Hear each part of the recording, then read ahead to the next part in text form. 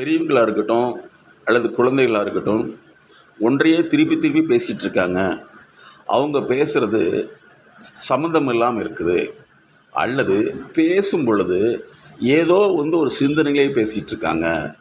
அவங்க பழசவே தொடர்ந்து மணிக்கணக்கில் எல்லாம் நாள் கணக்கில் எல்லாம் வருடக்கணக்கில் பேசிகிட்டு இருக்காங்க அப்படின்னு மற்றவங்க குடும்பத்தார்களும் தப்பாக நினச்சிக்கிறாங்க. உண்மையில் அவர்களுடைய அழுத்தம், அவர்களுடைய வாழ்க்கையில் ஏற்பட்ட பல்வேறு அழுத்த வேறுபாடுகள், அழுத்த நிர்பந்தங்கள், அல்லது அவர்களுக்கான அந்த பர்சனல் ஸ்பேஸ், அவர்கள் வாழ்வதற்குண்டான சரியான மக்களிடத்திலிருந்து ஒரு அங்கீகாரம் கிடைக்கலைங்கிறது அர்த்தம்.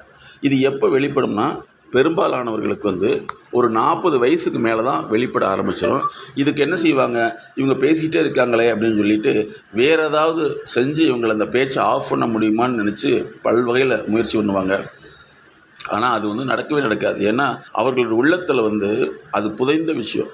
அதை மாற்றி அமைக்கிறதுக்கு தான் எங்களுடைய எம்எஸ்கே லைஃப் கிளினிக் ஃபவுண்டேஷன் 3 மாதங்களிலிருந்து அவர்களுடைய தீவிரத்தன்மை, அவர்களுடைய ஒத்துழைப்பு இதை பொறுத்து 3 ஆண்டுகள் வரை தேவைப்படும். அதாவது சொல்லப்போனால் அவங்க வாழ்நாளில் 10% உளவியல் சிகிச்சைக்கு தேவைப்படும். இது மருந்து கொடுத்து மாற்ற முடியாது. எண்ணத்தையோ செயலையோ மருந்து கொடுத்து மாற்றுவதாக இருந்தால் இந்த உலகத்தில் திருட்டு, கொலை எதுவுமே நடக்காது. அப்போ இந்த எண்ண அழுத்தம், அந்த எண்ணம் செயல்பாடு, அந்த எண்ணம் பேச்சு, அந்த பேச்சில் தொடர்பு இல்லாமல் இருக்கும். அது நாங்கள் பல நாட்கள் அவர்களோட நேரடியாக தொடர்பு கொள்ளும் பொழுது அவர்களுடைய பேச்சு தொடர்பு வாழ்க்கையோடைய எந்த பகுதியோடைய தொடர்போடு இணைந்திருக்கிறது கண்டுபிடித்தான் மாற்ற முடியும். அப்போ திரும்ப திரும்ப பேசுகிறாங்க என்பது அவர்களுடைய தவறு கிடையாது, அது அவர்களுடைய பாதிப்பு. இந்த தொடர்ந்து அவர்களோடு இணைந்து தான் அதை மாற்ற முடியும் என்பதற்கான விழிப்புணர்வு தான் இந்த பதிவு. இந்த மாதிரி திரும்ப திரும்ப ஒன்றையே பேசிகிட்டு இருக்கிறவங்க, ஒன்று குடும்பத்தில் உள்ள நபர்களை பற்றி பேசுவாங்க, அல்லது தன்னுடைய வாழ்க்கையில் வேலைக்கு போகிறப்ப ஏற்பட்ட பிரச்சனைகளை பற்றி பேசுவாங்க, அல்லது திருமணமான காலத்தில் கணவன் மனைவி அல்லது மாமனார் மாமியார் இவர்களுடைய உறவை பற்றி பேசுவாங்க. சில சமயங்களில் கடவுள் தனக்கு இந்த மாதிரி ஒரு தண்டனை கொடுத்துட்டதாக சொல்லுவாங்க. பல நேரங்களில் நானே கடவுள், என்னையே இவங்க ஏமாற்றிட்டாங்கன்னு சொல்லுவாங்க. ரெண்டாவது, எனக்கு வாழ்க்கையில் விருப்பமே இல்லை, இவங்கெல்லாம் சேர்ந்து, அதாவது இந்த 60 வயசில் 70 வயசில் இருக்கக்கூடிய இவங்களுடைய அம்மா அப்பா உறவினர்கள்லாம் சேர்ந்து தான் கல்யாணம் பண்ணி கொடுத்துட்டாங்க அப்படின்னு சொல்லுவாங்க. அப்போ இந்த மாதிரி அவர்கள்ட்ட சொல்லும்பொழுது இந்த வயதானவர்களுடைய அல்லது இவங்களுடைய குடும்பத்தினர்கள் என்ன செஞ்சிடறாங்கன்னா, இது உனக்கு இதே வேலையாக போச்சு, அந்த காலத்தில் நடந்து இந்த காலத்தில் ஏன் சொல்லிட்டு இருப்பீங்கம்பாங்க. ஆனால் இது சொல்லக்கூடியவங்களுக்கு இந்த மாதிரி பிரச்சனை வந்தால் தான் தெரியும். அப்போ பெரும்பாலான அதிகமான பேச்சு, அதிகமான புலம்பல்னு சொல்லக்கூடியது, திரும்ப திரும்ப ஒன்றை பற்றியே பேசி கொண்டிருக்கிறது, இதெல்லாம் இருக்குதுனாவே அவர்களுடைய பாதிப்பு மூளை அளவுக்கு போகாமல் மனதளவிலே இருக்குதுன்னு அர்த்தம். மூளை அளவுக்கு போயிடுச்சுன்னா அவங்க முற்றிலுமாக அந்த மூளை நோயாளியாக மாறியிருப்பாங்க. அந்த மூளை நோயாளியாக மாறிட்டாங்கன்னா ஒன்றுமே பண்ண முடியாது. மூளை நோயாளினா என்னென்னா, அவங்க நிதானம் இல்லாமல் உலகத்திலிருந்து வேறுபட்டு வாழுவாங்க. அவங்க ஒரு ஆடை அணிய மாட்டாங்க, அல்லது ஆடையை பற்றி சுத்தமாக இருக்க மாட்டாங்க. இந்த மாதிரி மனநிலை சிதைந்தவர்களாக மாறிடுவாங்க. அப்போ இவங்களுடைய அந்த பாதிப்புகள் மனதளவிலேயே தொடர்ந்து சிந்தனையாகவும் எண்ணமாக ஓடிட்டுருக்கையில் தான் இந்த மாதிரியான பிதற்றல்னு சொல்லக்கூடிய உளறிக்கிட்டே இருப்பாங்க, பேசிக்கிட்டே இருப்பாங்க, பேச்சு நிறுத்தவே மாட்டாங்க. இதில் முக்கியமான ஒரு விஷயம் என்னென்னா, நாங்கள் பல ஆண்டுகளாக ஆய்வு செய்து இந்த மாதிரி உள்ளவங்க ஆரம்ப காலத்தில் வீட்டு வேலைகளில் ஈடுபாடு இருக்காது. வீட்டில் எந்த வேலையும், சமையல் வேலையும் கூட செய்ய மாட்டாங்க. ஆண்களாக இருந்தால் வேலைக்கே போக மாட்டாங்க.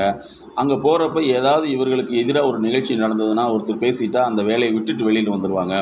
அதே மாதிரி பெண்களாக இருந்தால் திருமணமான வீட்லேயோ அல்லது வெளியிலையோ ஏதாவது ஒரு பிரச்சனைனா அவங்க அதிலிருந்து வெளியில் வந்துடுவாங்க. இன்னும் எங்களுடைய ஆய்வில் கண்டுபிடிச்ச விஷயம் என்னென்னா, இந்த பாதிப்புங்கிறது படிக்கிற காலத்திலே, ஒரு 5வது 6வது படிக்கிற காலத்திலே இருந்திருக்கும். ஆனால் பெற்றோர்கள் இவங்க மேலே குற்றம் சொல்லியே இவங்களை வளர்த்திருப்பாங்க. உனக்கு ஒன்றுமே தெரியாது, உட்காருன்றுவாங்க. அப்போ என்ன ஆகும்னா இந்த பாதிப்புகள் எல்லாமே வந்து அவர்களுடைய 40 வயதுக்கு மேலே நினைவாக இருந்து அது 50-60 வயது தாண்டையில் அது மிகப்பெரிய பாதிப்பாக மாறிடும். அந்த பாதிப்பு தான் திருப்பி பேசிகிட்டே இருப்பாங்க. எதுலேயுமே ஈடுபாடு இருக்காது. அவங்க சாப்பிட்றதுக்கு கூட யாராவது செஞ்சு கொடுத்தா தான் சாப்பிட்ணும் அப்படிங்கிட்டு இருப்பாங்க. இது பெண்களாக இருந்தால். ஆண்களாக இருந்தால் சாப்பாட்டில் அவங்களுக்கு இன்ட்ரெஸ்ட் இருக்காது. எப்போவுமே வந்து ஒரு விரக்தி நிலையிலே இருப்பாங்க. அதே மாதிரி அவர்களுடைய ஒரு குறிப்பிட்ட நிலைக்கு பின்னாடி பார்த்திங்கன்னா ஒன்று ரொம்ப அமைதியாக எந்த பேச்சும் இல்லாமல் இருப்பாங்க. ஸோ இதெல்லாமே வந்து உளவியல் சார்ந்த வாழ்வியலில் ஏற்படக்கூடிய சிக்கல் தான் உளவியலை பாதிக்குது அப்படிங்கிறத புரிந்து கொண்டு குடும்பத்தினர் இதற்கான செலவு பண்ணி தான் அவங்கள மாற்ற முடியும். குடும்பத்தினர் வந்து இது இப்படி விட்டுட்டா அது ஒரு மிகப்பெரிய வன்கொடுமை மாதிரி தான். பல பேர் என்ன நினைக்கிறாங்கன்னா வயசாகிடுச்சில் உனக்கு என்னன்றாங்க. ஆனால் பல ஆய்வுகளை நாங்கள் கண்டுபிடிச்சது இந்த மாதிரி உள்ளவங்களுடைய டிஎன்ஏ இப்போ இருக்கிற அந்த குடும்ப நபர்களுக்கும் இது தொடரும். நீங்கள் நல்லா யோசித்து பார்த்தீங்கன்னா இந்த பிரச்சனை உள்ளவங்களுக்கு, அதாவது பலர் பேர் என்னென்னா நான் தான் கடவுள், நான் தான் எனக்கு எல்லாமே தெரியும், நான் கடவுள் உடைய அருள் பெற்றவள் அப்படின்னு சொல்லக்கூடிய ஆண்களும் இருக்காங்க, பெண்களும் இருக்காங்க. இந்த பிரச்சனை கொஞ்சம் நல்லா ஆழமாக பார்க்கல அவங்களுடைய பெற்றோர்களுக்கு இருக்கும். இப்போ இவங்க இதை கண்டுக்காமட்டால் இவங்களுடைய குழந்தைகளுக்கும் இந்த டிஎன்ஏ தொடர்ச்சி இருக்குங்கிறத நாங்கள் ஃபைண்ட் அவுட் பண்ணோம். கிட்டத்தட்ட நாங்கள் 3 தலைமுறைகளை பார்க்குறோம். 3 தலைமுறையில் உள்ள விஷயங்கள் தொடர்ந்து இன்னொரு தலைமுறைக்கு கன்வே ஆகிட்டே இருக்குது. படிப்பு தகுதிக்கு அப்பால் இந்த மாதிரி பாதிப்புள்ளவங்க திரும்ப பேசிட்டுவங்களுடைய வாழ்க்கை பாதை பகுப்பாய்வுன்னு ஒன்று வச்சுருக்கோம். அதாவது அவர்களுடைய அறிவு பாதை எவ்வாறு இயங்கி கொண்டிருக்கிறது, எவ்வாறு இயங்கியது, எவ்வாறு இயங்கும் என்பதை கணித்து தான் அவர்களுடைய மன வாழ்வியல் அறிவியல் சார்ந்த நெருக்கடியை கலந்து எடுக்கிறோம். நாங்கள் வந்து ஒரு மனிதனுடைய வாழ்க்கை தரத்தை கண்டுபிடிக்கிறோம். இப்போ நீங்கள் இருக்கீங்கன்னா உங்களுடைய வாழ்க்கை தரம், அதில் வந்து நாங்கள் வச்சுருக்க 4 ஸ்கேல் தான். இந்த scale educational, economy, social status, psychological. இது வந்து நாங்கள் வச்சுருக்க 4 ஸ்கேல். இந்த ஸ்கேலில் தான் ஒரு தனி மனிதனை அளக்கிறோம். ஒவ்வொருத்தருமே வந்து பிரச்சனைங்கிற ஒரு வலை அதுக்குள்ளே போய் சிக்கிறது மட்டும் இல்லாமல் அதுலேயே வாழ்ந்துட்டு இருப்பாங்க. அப்போ அவங்க கொஞ்ச நாளில் என்ன ஆயிருன்னா அந்த வலை உலகம் அதுக்குள்ளே தான் இருப்பாங்களே தவிர வெளி உலகம் தெரியாது. அந்த வெளி உலகத்தை வந்து கொண்டு வர்றதுக்கு தான் எங்களை மாதிரியான ஸ்பெஷலிஸ்ட். அதாவது அவங்க வாழக்கூடிய உலகங்கிறது அவங்க பிரச்சனையாக இருக்கலாம் அல்லது அதீத மகிழ்ச்சியாக இருக்கலாம். இது வந்து ரெண்டுமே வந்து மனசுக்குள்ளே தான் இருக்குது. ஒரு மனிதனுடைய வாழ்க்கை பாதை, அதாவது அவங்களுடைய மனசில் இருக்கிற அறிவு பாதை எப்படி வேலை செய்யுதுன்னு கண்டுபிடிக்கிறதும் முக்கியமான விஷயம். அப்படி பார்க்கல வந்து அவங்களுக்கு ஆரம்ப காலத்தில் வந்து மகளை பற்றிய கவலையும் மகனை பற்றி கவலையும் அதிகமாக இருந்திருக்கு. அந்த கவலை வந்து வெளியே சொல்கிறையில் வந்து ஒரு வார்த்தையாக தான் இருக்கும். அடுத்தவங்களுக்கு ஆறுதலாக தான் சொல்லுவாங்களே தவிர அது என்னன்னு சொல்ல தெரியாது. அவங்களுக்கு வந்து ஆறுதலாக தான் இருக்குமே தவிர அது அறிவியலாக இருக்காது. அதே மாதிரி அறிவுரையாகத்தே இருக்குமே தவிர செயலுரையாக இருக்காது. அதனால தான் வந்து பார்த்திங்கன்னா இவங்க மாதிரி உள்ளவங்க வந்து மனசுக்குள்ளேயே உள்ள ஒரு பயணிச்சுட்டே இருப்பாங்க. உள் பயணம். அந்த உள் பயணம் போய் பிளாக் ஆயிடுச்சுன்னா அவங்களுக்கு வந்து எந்த விஷயம் வந்து டிஸ்டர்பன்ஸாக இருக்குதோ அதை சொல்லிக்கிட்டே இருப்பாங்க. அது ஆஃபீஸாக இருக்கலாம், வீடாக இருக்கலாம், உறவுகளாக இருக்கலாம், இது சொல்லிக்கிட்டே இருப்பாங்க. அப்போ என்னென்னா நமக்கு வந்து அது இரிட்டேஷனாக இருக்கும், என்னடா ஒன்றவே சொல்கிறாங்கன்னு சொல்லிட்டு. ஆனால் உண்மையில் ஒரு உளவியல் நிபுணர்கள் மேலே நாங்கள் ஆய்வு செஞ்சு பார்க்குறது என்னென்னா அவங்களுக்கு வந்து முடக்கப்பட்ட நிறைய விஷயங்கள் இருக்கும், வெளியே சொல்ல முடியாது. சொன்னாலும் மற்றவங்களுக்கு சாதாரணமாக தெரியும். அதை வந்து இந்த இடியாப்பு சிக்கல் மாதிரி வெளியே எடுத்து எடுத்து எடுத்து அவங்களை நார்மல் பண்ணுறது பெரிய விஷயம். ஒரு விஷயத்தையும் வந்து இப்போ பாருங்கள், எடுத்தோடனே அவங்களுடைய வார்த்தையில் எது அதிகமாக வந்து கான்சன்ட்ரேட் ஆகிருக்குன்னு பாருங்கள், மகள் மகன் அதுதான் அதிகமாக இருக்குது. கரெக்டாக இதை நாங்கள் என்ன சொல்கிறோம்னா இந்த பிரச்சனைக்கு பேர் ஒரு செய்தி நடந்திருக்கிறப்ப வந்து யாரெல்லாம் அது வந்து எதிரெதிராக பேசுகிறாங்களோ அவங்களையெல்லாம் ஒன்றா எடுத்துப்பாங்க, ஒரே லைனில் கொண்டு வந்துருப்பாங்க. குறிப்பாக சொல்ல தெரியாது. இப்போ ரோட்டில் வரையில் பஸ்ஸில் வரையில் பாருங்கள், பஸ்ஸில் சீட்டு நெருக்கடியாக இருந்துச்சுன்னா இவங்க நிறைய பேர் சொல்கிறது, அதாவது நாங்கள் பார்க்குறதில்ல, என்ன கருமோ அதனால தான் இப்படி ஆகிப்போச்சு, அவன் பண்ணுறதுனால தான் இப்படி ஆகிப்போச்சு. ஆனால் பஸ்ஸு சீட்டுக்கு அதுக்கு என்ன சம்மந்தம் இருக்குது? இதை நாங்கள் நிறைய பார்க்குறோம். பஸ்ஸு சீட்டு நெருக்கடியாக இருக்குது, இந்த அம்மா வந்து குண்டாக இருக்குது, இந்த அம்மாவுக்கு அது மாதிரி போக முடியல, இவன் மூஞ்சில் முடிச்சாத்தே இப்படித்தான் நடக்கும் அப்படின்னு திட்டிட்டு வருது. அப்போ இதை நாங்கள் என்ன சொல்கிறோம்னா, இதுதான் வந்து ஒரு பிரச்சனையை அந்த சம்மந்தப்பட்ட பிரச்சனையோட லிங்க் ஆகாமல், அது இல்லாமல் வேறு எதுனா அதுக்கு இடைஞ்சாலும் சேர்த்துக்கணும். என்னென்னா, இப்போ நாங்கள் கண்டுபிடிச்ச விஷயமே ஒரு செயலுக்கான பல காரணங்களை வந்து ஒன்று சேர்த்தி ஒரு கோடில் வந்துருச்சு. இப்போ அந்த ஒரு கோட்டிலேருந்து வெளியே கொண்டு இருக்கு. ஏற்கனவே வந்து அந்த மாதிரி ஒரு சூழ்நிலை அனுபவிக்கிறப்ப நீங்கள் அந்த பேச்சை கேட்டால் அவருடைய மைண்டில் என்ன வந்துருச்சு, மேலே விழுந்துருச்சுங்கிறாங்க. இப்போ இதே மாதிரி தான் எல்லா இடத்துலையும் நாங்கள் பார்க்குறது என்னென்னா, இதை படித்தவங்க படிக்காதவங்களாம் வித்தியாசம் இல்லை சார்.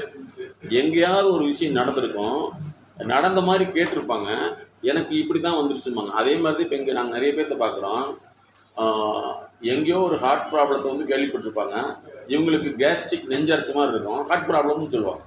இது வந்து இன்றைக்கி நிறைய இருக்குது. பல இடங்களில் வந்து அந்த மாதிரி ஒரு சிக்கலில் மாற்றனுடைய விளைவு அவங்க எல்லா பிரச்சனைக்கும் ஒரே ஒரு நேர்கோட்டில் வந்து இதுதான் காரணம்னு அவங்க யோசிக்க வச்சது.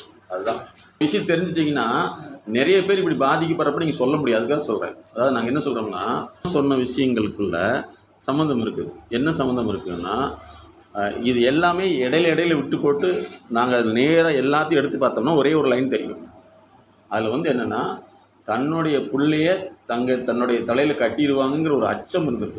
இடையில கட்டாயிருக்கே தவிர அது கரெக்டாக ஒரு நேர்கோட்டில் வருது. பல ஃபேமிலியில் இந்த மாதிரி இருக்கிறத வந்து கண்டுக்காதனுடைய விளைவு தான் இந்த மாதிரியான பிரச்சனைகளாக மாறுது. இந்த மாதிரி வந்து அச்சங்கள் வந்து ஒன்றிணைஞ்சிருச்சு. இப்போ இவங்களுடைய வாழ்க்கையில் வந்து வேறொரு பொண்ணை வந்து அம்மா வீட்டில் விட்டுட்டு போன செய்திகளை எங்கேயாவது ஒரு இடத்துல கேள்விப்பட்டிருக்கலாம். அப்படி இருக்கிறப்ப என்ன ஆகிரும்னா, இதுவும் இப்படி ஆயிருமோங்கிற ஒரு விஷயம் வந்து அச்சமாக மாறி அதுவே வந்து என்னென்னா தொடர் சிந்தனையாக மாறிடும். எப்படி வந்து ஒரு ஆழமாக தோண்ட தான் நிறைய அந்த இடத்துல என்ன பதிவுகள் இருக்குது, என்ன புரிஞ்சிருக்குன்னு கண்டுபிடிக்க முடியும். அப்படி பார்க்கல வந்து இவ்வளோ விஷயங்கள் வந்து இருக்குது. அதை வந்து புரிஞ்சுட்டு நம்ம சொல்லலை.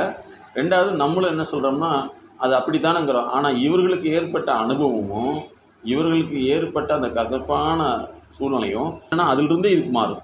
ஒவ்வொரு தனி மனிதனுடைய வாழ்க்கை அப்படிங்கிறது ஒரு நேர்கோடல்ல, வளைந்து நெளிந்து சொல்லக்கூடிய ஒரு பாதை. அந்த பாதையை வந்து நாம் கடக்கும் பொழுது தெரியாது, கடந்து முடிந்த பின்னும் சரியாது. ஆனால் அதில் ஏற்பட்ட இடர்பாடுகள் பதிவாயிட்டே இருக்கும். நம்ம அந்த பதிவுகள் வந்து ஒன்றிணையும் பொழுது தான் அது மனசில் வந்து ஒரு சிக்கலையும், அந்த சிக்கலுடைய சிந்தனையினால் வந்து உடலில் மாற்றத்தை ஏற்படுத்திடும். அப்போ உடல் நோய் வர்றதுக்கு காரணமே இதுதான். சிலருக்கு வந்து ஒரு குறிப்பிட்ட வயசுக்கு பின்னாடி ஹார்ட் அட்டாக் வருதுன்னா, வாழ்க்கையை திரும்பி பார்க்கையில் அவங்களுக்கு துன்பம் மட்டும்தான் கண்ணுக்கு தெரியும், இன்பம் தெரியாது. அந்த இன்பத்தை அவங்க மற்றவங்ககிட்டருந்து எதிர்பார்ப்பாங்க. ஆனால் அவங்ககிட்டருந்து அனுபவித்த யாருமே இன்பத்தை கொடுக்க மாட்டாங்க. அவங்க அந்த சமயத்தில் இந்த உலகத்தில் மற்றவங்க எப்படி ஜாலியாக இருக்காங்களோ அந்த மாதிரி.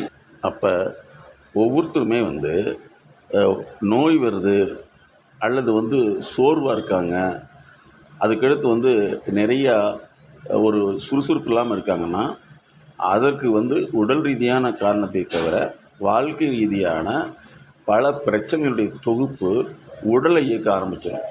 ஒரு கவலைங்கிறது எப்படி அழுகை உருவாக்குது, அந்த கவலை எப்படி வந்து இரத்தத்தை சூடேற்றுது, அந்த கவலை எப்படி பிளட் ப்ரெஷர் உருவாக்குது, இதே மாதிரி தான் ஒவ்வொரு நோய்களையும் அது உருவாக்கி விடுது.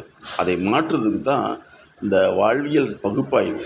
அவங்களுடைய வாழ்க்கையை வந்து நாங்கள் ஏற்கனவே முன்னாடி சொன்ன மாதிரி கல்வி, பொருளாதாரம், சமூக அந்தஸ்து, உளவியல் சார்ந்த உடல் ஆரோக்கியம், இவற்றில் உள்ள முரண்பாடுகள், சமன்பாடுகள் அல்லது ஏமாற்றங்கள், எதிர்பார்ப்புகள், எதிர்ப்புகள் இவற்றை கண்டறிந்து மாற்றுறதுக்கு தான் 3 மாதங்களிலிருந்து அவங்களுடைய தீவிரத்தன்மை வயதை பொறுத்து 3 ஆண்டுகள் வரை தேவைப்படும். நிறைய பேர் வந்து திருப்பி ஒன்றையே பேசிகிட்டு இருக்காங்கன்னா அதற்கு இதுதான் காரணம். சொல்ல முடியாத அழுத்த நினைவுகள், அடக்க முடியாத அழுகை, கட்டுப்படுத்த முடியாத கோபம், தாங்க முடியாத கஷ்டம், தன்னை யாரும் புரிந்து கொள்வதில்லை என்ற ஏக்கம், அதிகமான பயம், தூக்கமின்மை, உடல் சார்ந்த வலி, இன்னும் இது போன்று பல சிக்கல்களிலிருந்து விடுபட நாங்கள் உதவுகிறோம்.